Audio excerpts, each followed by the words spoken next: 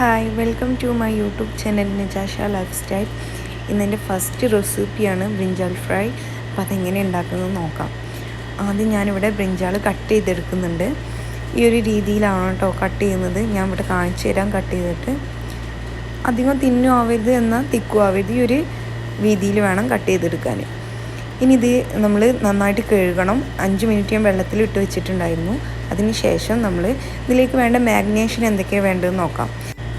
2 teaspoon ഇഞ്ചി വെളുത്തുള്ളി paste, 2 teaspoon മുളക് പൊടി, 1.5 ടീസ്പൂൺ മല്ലിപ്പൊടി, 1/2 ടീസ്പൂൺ മഞ്ഞൾപ്പൊടി, 1/2 ടീസ്പൂൺ ഗരം മസാല, 1/2 ടീസ്പൂൺ ജീരകപ്പൊടി.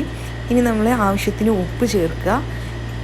പിന്നെ 2 ടീസ്പൂൺ വിനാഗിരി കൂടെ ആഡ് ചെയ്യുന്നുണ്ട്. എന്നിട്ട് നന്നായിട്ട് മിക്സ് ചെയ്തെടുക്കുക. ഇത് മിക്സ് ചെയ്യുമ്പോൾ ഇതിലേക്ക് കുറച്ച് വെള്ളം, നമ്മളൊരു 2 ടീസ്പൂൺ വെള്ളം നമുക്ക് ഇതിലേക്ക് ആഡ് ചെയ്യാം.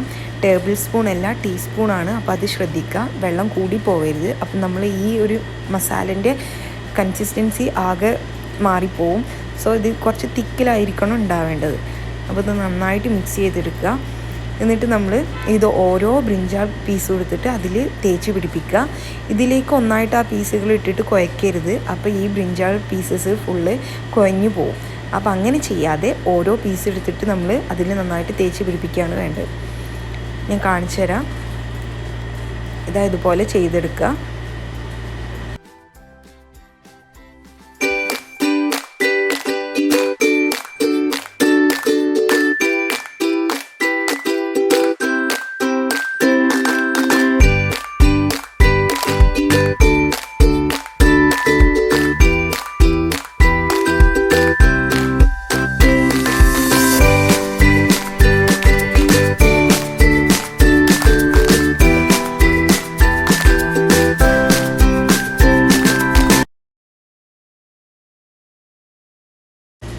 ഞാനിതാ ഒരു 5 മിനിറ്റ് ഇത് റെസ്റ്റ് ചെയ്യാൻ വെക്കുന്നുണ്ട്.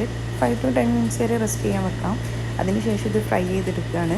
ഇത് നമ്മൾ ബട്ടറിലാണ് ഫ്രൈ ചെയ്യേണ്ടത്. ഇപ്പം എൻ്റെ കയ്യിൽ അതില്ലാത്തതുകൊണ്ട് ഞാൻ 3 ടേബിൾ സ്പൂൺ ഓയിൽ യൂസ് ചെയ്തിട്ടാണ് ഇവിടെ ഫ്രൈ ചെയ്തിട്ടുള്ളത്. ഓരോന്നായിട്ട് ഇങ്ങനെ ഇട്ട് കൊടുക്കുക. ബട്ടറിൽ നമ്മൾ ഫ്രൈ ചെയ്തെടുക്കുമ്പോൾ എൻറ്റയർലി ഡിഫറെൻ്റ് ആണ് കേട്ടോ. ഓയിലേറ്റ് ചെയ്യുന്നതിനേക്കാളും അടിപൊളി ടേസ്റ്റാണ്. അപ്പോൾ നിങ്ങൾ ചെയ്യുമ്പോൾ ബട്ടറിൽ ചെയ്യാൻ നോക്കുക. ഒരു 5 മിനിറ്റ്സ് ആകുമ്പോഴത്തേക്കും ഇതായിട്ടുണ്ടാവും. അപ്പോൾ ആ ഭാഗം നമ്മൾ തിരിച്ചിട്ട് കൊടുക്കുക.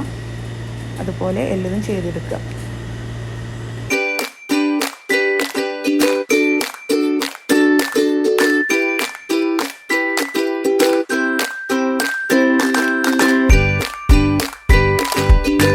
ഇതാ ഞാനിവിടെ ഫുൾ അങ്ങനെ ചെയ്തെടുത്തിട്ടുണ്ട്. ഇത് റെഡി ആയിട്ടുണ്ട്.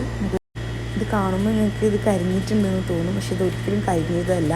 ഇതിൻ്റെ ആ മസാല മുരിഞ്ഞ് വരുന്നതാണ് കേട്ടോ. ഇത് ഞാൻ കാണിച്ചു തരാം. കണ്ടത് നല്ല സോഫ്റ്റാണ്. അപ്പോൾ എന്തായാലും ട്രൈ ചെയ്യുക. ഇനിയും അടുത്ത അടിപൊളി വീഡിയോസുമായിട്ട് വരാം. അതുവരേക്കും bye. Do subscribe, like and share.